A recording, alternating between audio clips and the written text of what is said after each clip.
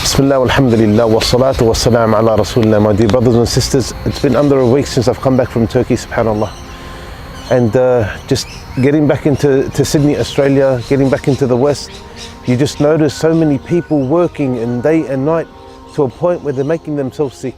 They're making themselves depressed. SubhanAllah, just today I was watching the news and they mentioned that 42% of Australians have tried drugs. 42% of Australian people have tried drugs, subhanAllah.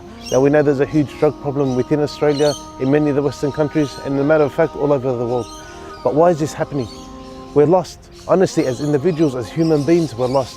Whenever we move away from Allah subhanahu wa ta'ala, you're going to find that the human being starts to do things because they're not happy with their lives. They don't know what they're doing. They don't know the whole purpose of life and why they're living. Why did Allah subhanahu wa ta'ala, why did God create us? This is the whole reason why we've moved away, because we're so lost in this dunya, subhanallah. Now we have to be very careful now. As for the Muslims that are watching this, we all know why we're living. Everyone says we're here living to worship Allah subhanahu wa ta'ala, but is this a reality? Is this the matter of fact? Is this what is actually happening in our lives? Are we worshipping Allah subhanahu wa ta'ala? Are we living so that we can worship Allah subhanahu wa ta'ala? Or are we caught up in this world? Are we caught up just living in this dunya, wanting more and more?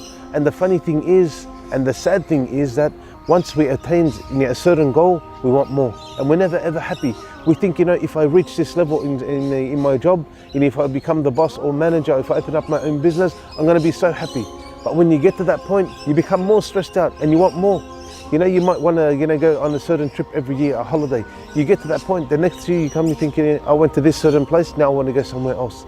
You're never ever going to be satisfied with this dunya, my dear brothers and sisters in Islam. So just be careful. True happiness is not going to come in this world.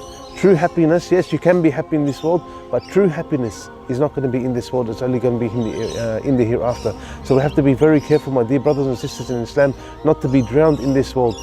One time the Messenger sallallahu alaihi wasallam, he's with his companion, subhanallah. He was walking through the marketplace and he noticed on the side, yes, a dead sheep, and this sheep was deformed. So he went up to it, grabbed it by its ear, lifted it up, and he said to the companions, he said, who would like to purchase this sheep for 1 dirham?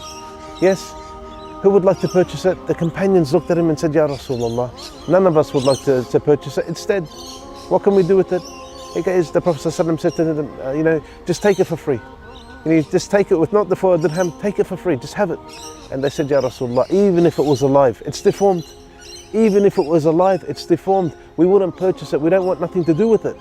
And the Messenger ﷺ said, that Allah subhanahu wa ta'ala has a feeling or a thought about this dunya the same way that you think about this sheep. This world is rejected by Allah subhanahu wa ta'ala. It means nothing. Wallahi, the only benefit you're going to get out of this world is by you doing good, is by you coming closer to Allah subhanahu wa ta'ala, is how much you can get closer to Allah subhanahu wa ta'ala through your acts of worship and by treating the people well and helping the people. And this, inshallah, on the Day of Judgment, you're going to see. So stop worrying about this world, stop worrying about your status in this dunya, stop worrying about just accumulating wealth, because wallahi, we don't know when we're going to pass away. Be thankful, O people living in the Western countries. Wallahi, you have shelter over your head. You're eating the best of foods. Where I came from, from Turkey, subhanAllah, seeing the Syrian refugees and hearing some of their stories, subhanAllah, you'd cry. We hear these videos, we see these scenes whenever we put up the videos and photos of orphans or widows or people, that have come out of Syria, with missing limbs and all these things, and you feel, I feel like crying, I feel like this, I feel like that. But in reality, we're not doing nothing. And seeing the situation of the Syrian refugees living there, they're out there begging the people for money, subhanAllah.